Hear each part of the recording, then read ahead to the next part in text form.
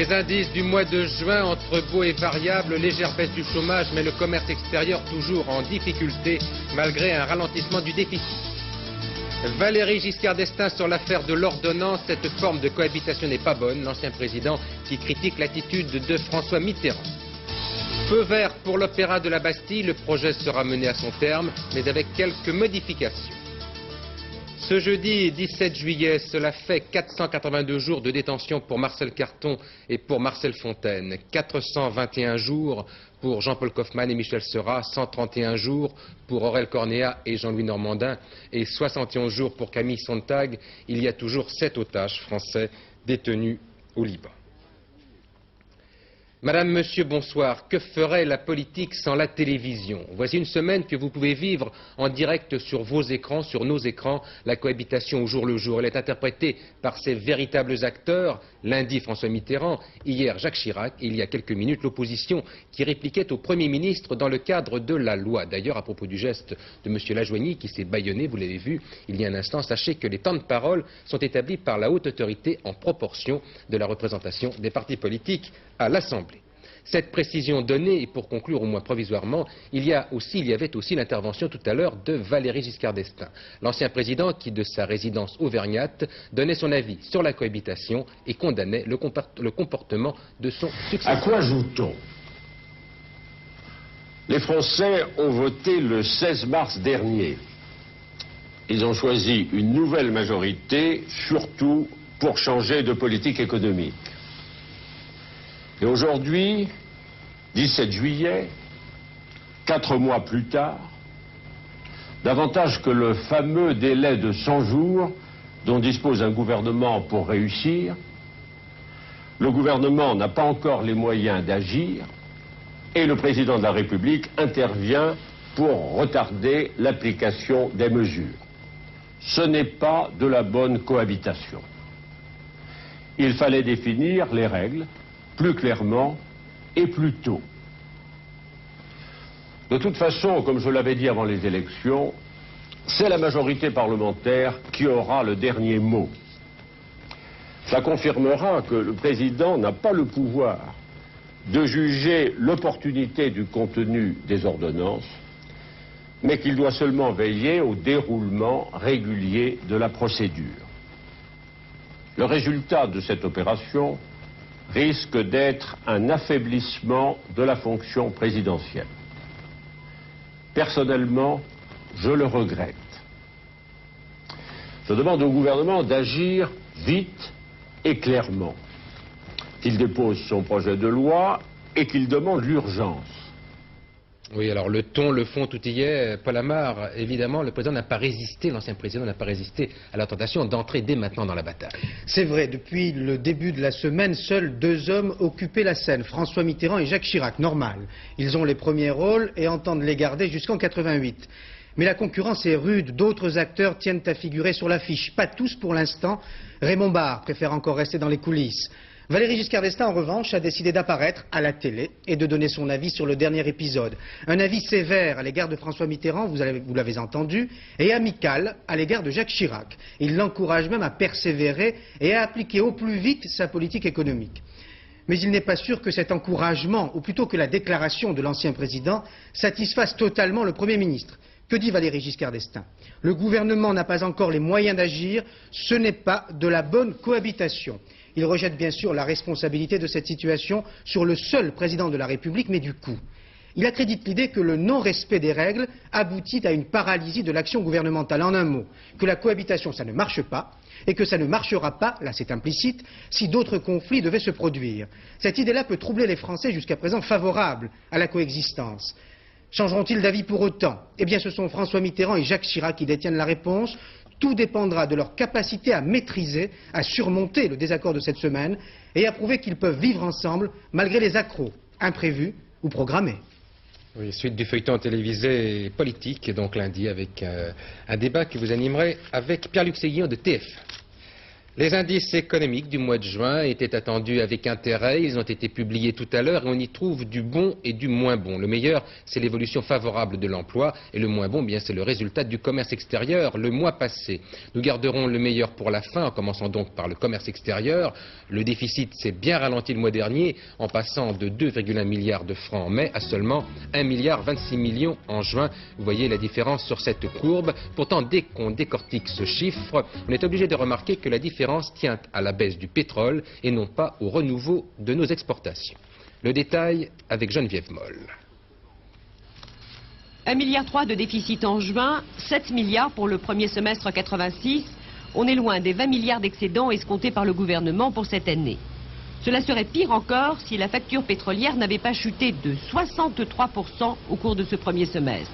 Nous aurions alors 10 milliards de déficit supplémentaires. Quant à la dévaluation opérée début avril, elle n'a pas incité les industriels français à baisser leurs prix à l'étranger.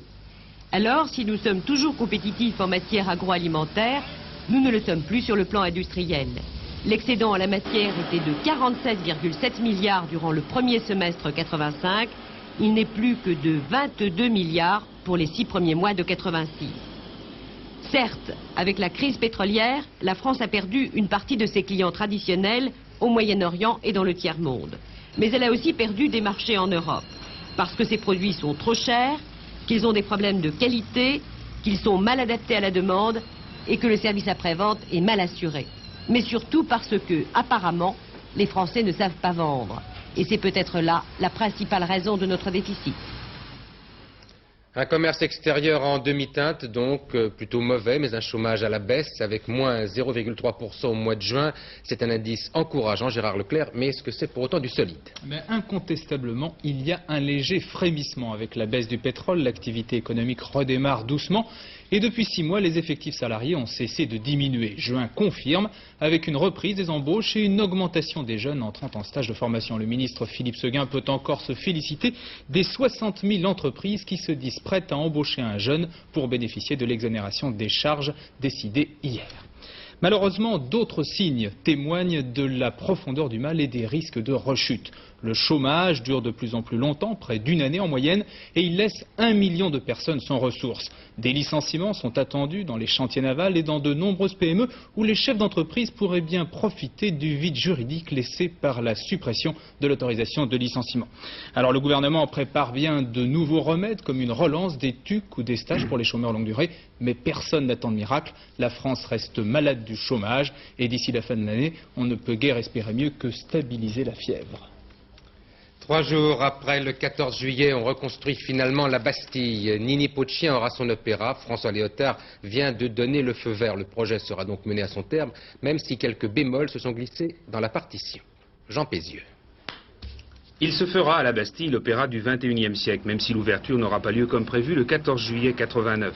François Léotard poursuit le projet pour l'essentiel, un théâtre assemblant musique, danse et opéra. Témoin de cette continuité, l'immeuble La Tour d'Argent, reconstruit à l'identique. La grande salle de 2700 places ouvrant sur la place de la Bastille accueillera donc opéra, ballet et concerts avec par exemple l'Orchestre de Paris. Derrière la salle modulable de 400 à 1300 places pour les opéras contemporains, seule partie du programme supprimée, les ateliers, soustraits au privé, économie 110 millions de francs. Les danseurs partis à la Bastille, économie de fonctionnement 150 millions par an, le Palais Garnier sera rénové pour accueillir les opéras classiques. Un bon point pour les défenseurs du patrimoine et les touristes. Je peux vous dire qu'il y avait 2 conceptions devant nous pour les ateliers, où on fait nous-mêmes, avec des fonctionnaires, où on fait faire par des entreprises qui payent leurs taxes professionnelles et qui souvent, parce qu'elles sont en situation de concurrence, font à des prix qui sont inférieurs, souvent. Je dis, moi je choisis la loi qui est celle du marché, de la concurrence, de l'émulation. Avec l'Opéra Bastille, certains disent que François Léotard sauve l'un des grands projets du président de la République. Cela vous gêne? Non, pas du tout. C'est pas tellement un grand projet du président de la République. Je voudrais vous dire ceci. Nous allons prochainement inaugurer le musée d'Orsay, l'Institut du monde arabe et nous avons fait la cité de la Villette. C'était 3 projets de l'ancien président, M. Valéry Giscard d'Estaing. Ils ont été poursuivis, nous les inaugurons. C'est la France. C'est la France qui continue, c'est la France qui crée. Les ateliers au-dessus des parkings feront place à autre chose, logement, bureau ou hôtel. L'idée, rentabiliser le terrain, une concession au ministre des Finances. je vais bien évidemment défendre la proposition originale qui était une proposition choisie par le président de la République parmi 750 propositions du monde entier. Il semble que la Bastille, l'opéra que vous construisez, ne sera pas ouvert le 14 juillet 89. Ah non, non, non, il faut l'ouvrir le 14 juillet 89 quand même. C'est à la Bastille, c'est un opéra, c'est le bicentenaire. Ah non. Autre décision du ministre de la Culture, on construira à la Villette la Cité de la Musique que les finances auraient voulu à la Bastille avec le nouvel opéra. Des classes, un musée, des logements pour les étudiants, un auditorium. Ces deux bâtiments dus à Christian de Pozampar termineront le parc de la Villette. L'agence France Presse, toujours en grève, la première source d'information française et l'une des premières au monde, est en crise après la décision de supprimer 300 emplois pour cause de restructuration. Une majorité du personnel de l'agence a reconduit la grève pour 48 heures, c'est-à-dire jusqu'à samedi matin. Sur les raisons de cette grève et sur le climat à l'agence France Presse, le reportage de Patrick Boitet et de Jean-François Hoffmann. Une semaine déjà que l'AFP est en grève. La grève la plus dure de l'histoire de la principale agence de presse française. Tous syndicats confondus, ils refusent le plan de restructuration présenté par la direction. Ce matin, 67% des salariés de l'AFP ont décidé la reconduction de la grève pour 48 heures. Ils refusent d'abord les 300 suppressions d'emplois prévues d'ici 88 et surtout les licenciements secs.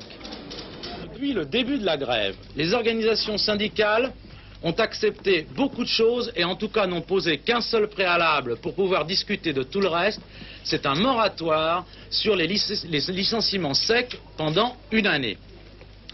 Cette mesure qu'on estime le minimum pour engager une discussion sur quoi que ce soit est toujours refusée par le PDG. Voilà où nous en sommes. Et le blocage risque de durer longtemps car la direction ne semble pas prête à lâcher un iota sur son plan de restructuration. Je n'irai pas plus loin, a indiqué hier dans une note interne Henri Pijat, le PDG de l'AFP. Et aujourd'hui, dans une interview, il enfonçait à nouveau le clou. La restructuration de l'AFP est sa dernière chance. Dernière chance selon la direction pour combler un déficit estimé à 63 millions de francs et rester une grande agence internationale. Donc le problème qui se pose, c'est de savoir si nous pouvons améliorer notre efficacité, nos coûts, les diminuer et rester une agence internationale, ou si nous attendons d'hypothétiques soutiens extérieurs sans faire nous-mêmes des efforts. En attendant, ce sont les journaux de province qui les premiers pâtissent de cette grève, car pour une partie d'entre eux, c'est l'AFP qui les nourrit en information. Alors sans AFP, l'information risque de se faire rare. Le gouvernement vient de demander un vote bloqué sur le projet de loi sur l'audiovisuel qui est actuellement étudié par les sénateurs, la majorité sénatoriale qui a voté d'ailleurs aujourd'hui le 64e article du projet. C'est un article qui définit les conditions dans lesquelles se fera l'appel de candidature pour le rachat de TF1. La fin de la visite à Paris du numéro 2 syrien, M. Radam, analyse et point de vue concordants entre Paris et Damas sur le Proche-Orient, d'après le vice-premier ministre syrien, qui précise par ailleurs que des ordres ont été donnés pour intensifier les efforts de libération des otages qui sont détenus au Liban. Le Liban où un attentat a fait 1 mort et 13 blessés à Jezin, dans le sud du pays. C'est une voiture suicide, cette fois encore, qui a explosé devant l'église de la petite ville chrétienne. Le Proche et le Moyen-Orient, décidément au centre des discussions à Paris, avec la visite du président égyptien Hosni Moubarak qui entreprend une tournée des capitales européennes. 1h15 d'entretien entre le président égyptien et François Mitterrand, au menu la situation dans la région, mais aussi les problèmes économiques de l'Égypte, qui se trouve actuellement en pleine crise.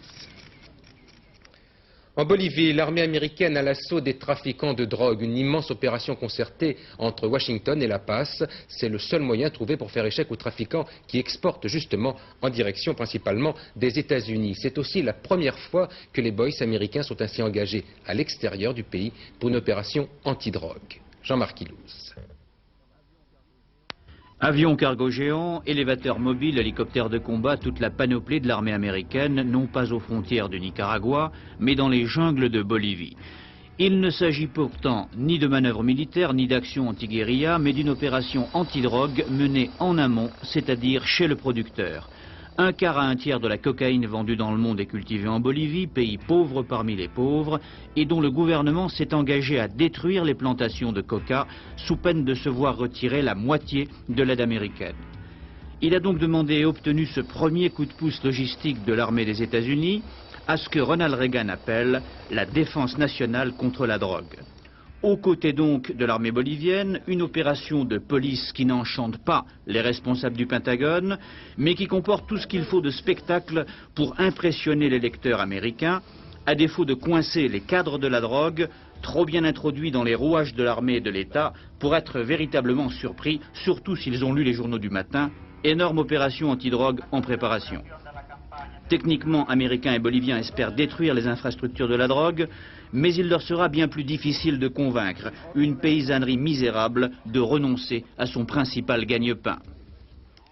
Après la mise au point de l'arsenal sécuritaire voté par le Parlement, le garde des Sceaux, Albin Chalandon, veut maintenant s'attaquer à la réinsertion des jeunes délinquants ou ceux qui sont sur le point de le devenir. Il précisait aujourd'hui sa politique dans ce domaine en reprenant l'idée exprimée ici même, réunir ces jeunes de 18 à 25 ans en un même lieu pour les remettre sur les rails. Ce sont pour le moment les Charbonnages de France et la Marine nationale qui offriront les premiers sites d'accueil. C'est une initiative qui rappelle et qui précise une expérience déjà menée dans l'Ain. C'est le camp de Tôle, où 30 jeunes détenus ont accepté de vivre 5 semaines pour s'apprêter à reprendre une vie normale. Commentaire Sophie Davon.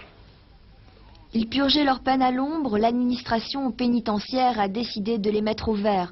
L'ancien camp militaire de Tôle, malgré son nom prédestiné et ses vieux miradors, ressemble plutôt depuis un an à un centre aéré. 30 jeunes détenus en fin de peine sont arrivés ici en juin, tous volontaires et condamnés à des peines de moins de 3 ans. Ici, pas de mur d'enceinte, plus de taulards, on préfère les appeler stagiaires. Un changement de lieu et d'étiquette qui répond à un double objectif, désencombrer les prisons et préparer la réinsertion des détenus. En détention, on a une haine constante, c'est-à-dire constante. Et on sort, bon, si je peux m'exprimer ainsi, on sort avec des boules, je sais pas moi, une haine atroce. C'est-à-dire on est vraiment haineux. Mais là, je constate que ma haine s'est apaisée. C'est-à-dire que maintenant, quand je vais sortir, je vais penser à moi, je vais vivre ma vie. Ici, on n'a pas, on n'a pas l'impression d'être derrière des barreaux. On est libre, d'accord, on est séparé de la famille, d'accord, mais on vit.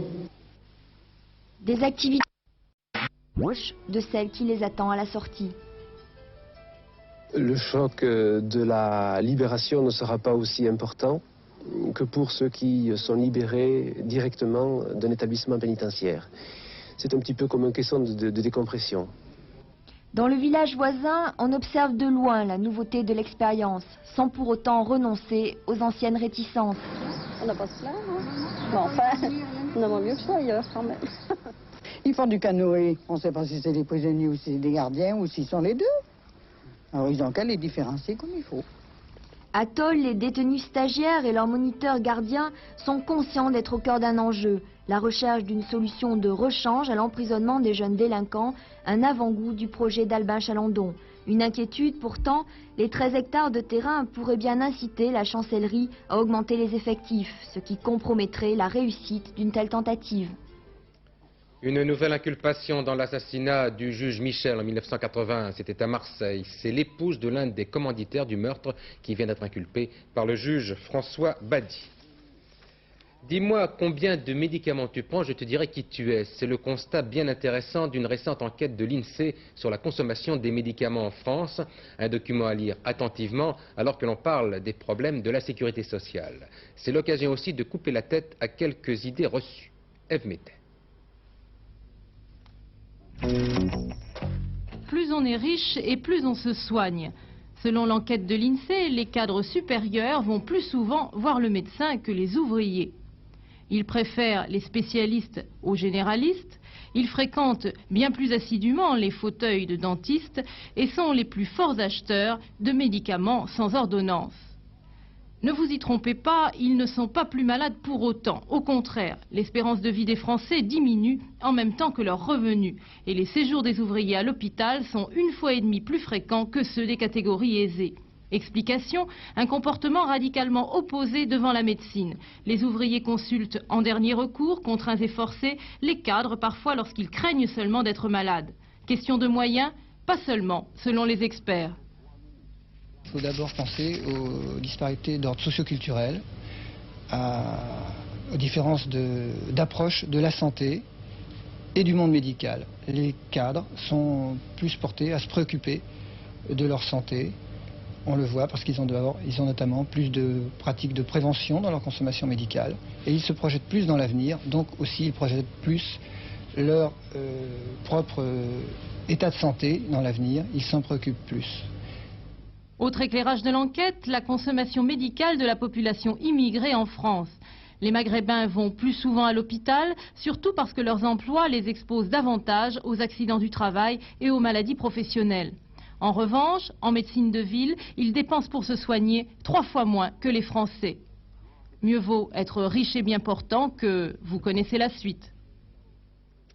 La 14e étape du Tour de France remportée par le Suisse Niki Rüttimann au terme des 154 km qui emmenaient les coureurs de Luchon à Blagnac. Pas de changement au classement général avec toujours un combat des chefs entre Bernard Hinault et Greg LeMond. LeMond qui a grignoté 6 petites secondes à son leader qui n'est plus qu'à 34 secondes de lui. Et là ce qu'on voit pour l'instant, eh bien c'était Laurent Boussier sans cravate mais qui ne faisait pas le Tour de France.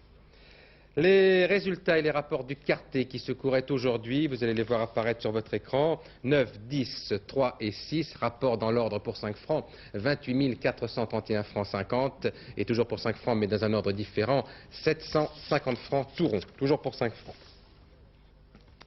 Vous connaissez l'histoire de Pince-Mi et Pince-Moi qui sont dans un bateau. Eh bien, ça existe aussi en Grande-Bretagne. C'est même une nouvelle affaire de cohabitation version sauce à la menthe. Pour y arriver, vous allez le voir, travaillistes et conservateurs ont beaucoup ramé. Voici le commentaire humide de Bruno Albin. Dès le départ, déjà, des problèmes de style. Fort heureusement, il ne s'agissait pas d'un nouveau duel Oxford-Cambridge, seulement d'une course entre travaillistes et conservateurs. Madame Thatcher jouait le rôle du starter.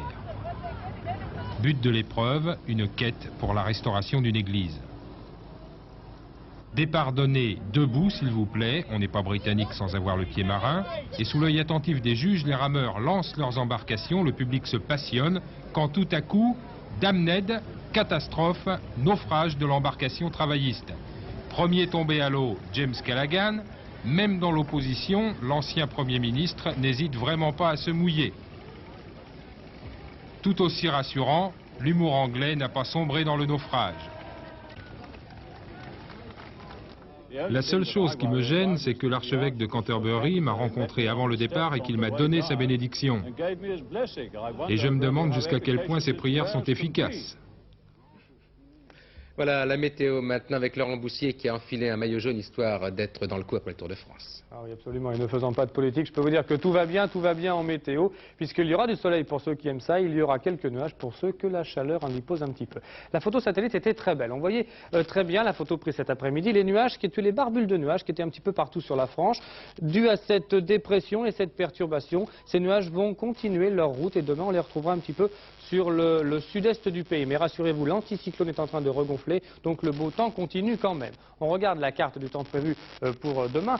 Un peu plus de soleil que celle d'hier, du soleil toujours sur les bords de la Méditerranée, disons sur la Provence, la Côte d'Azur, des orages sur les reliefs, sur les Pyrénées-Orientales, le sud du Massif central et les Alpes, et un temps relativement beau partout ailleurs, avec quelques nuages résiduels, un petit peu plus nombreux peut-être sur la Bretagne et la Normandie et les côtes de la Picardie, mais du beau temps ensoleillé en règle générale. Côté température, elles sont aussi un petit peu en baisse, disons stationnaires par rapport à celles d'aujourd'hui, de 19 à 25 degrés sur la moitié nord, 24 degrés à Paris, et de 23 mais jusqu'à 30 degrés sur la moitié sud, 30 degrés toujours à Nîmes. J'en aurais terminé avec les températures quand je vous aurais dit comme d'habitude que demain il fera 26 degrés à Varsovie et 33 degrés à Madrid. Le dialogue nord-sud continue. Demain ce sera le vendredi 18 juillet, le soleil se lèvera à 6h08, se couchera à 21h45, 2 minutes de soleil en moins. Nous fêterons les Frédéric, ce sera la Saint-Frédéric.